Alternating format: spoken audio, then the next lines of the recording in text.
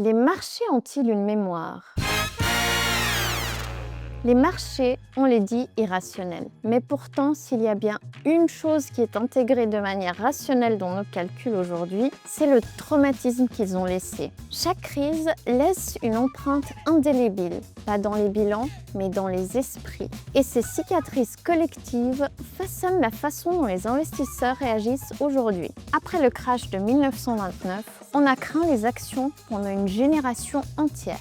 Après la crise de 2008, c'est la confiance dans les banques qui s'est effritée. Après le Covid, c'est le principe même d'interdépendance économique qui est remis en cause au profit de la souveraineté. Autrement dit, les marchés ont une mémoire émotionnelle, pas celle des chiffres, mais celle des peurs.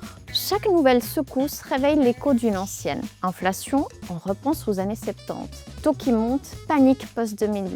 Rumeur de récession, réflexe pavlovien, vendre avant les autres. Mais cette mémoire a un prix. Elle protège du passé, mais aveugle sur le présent.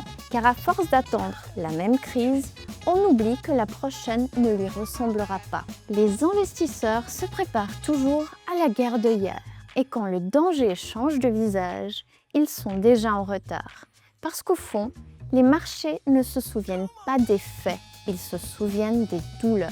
Et comme tout être traumatisé, ils sursautent parfois, même quand il n'y a plus de menace.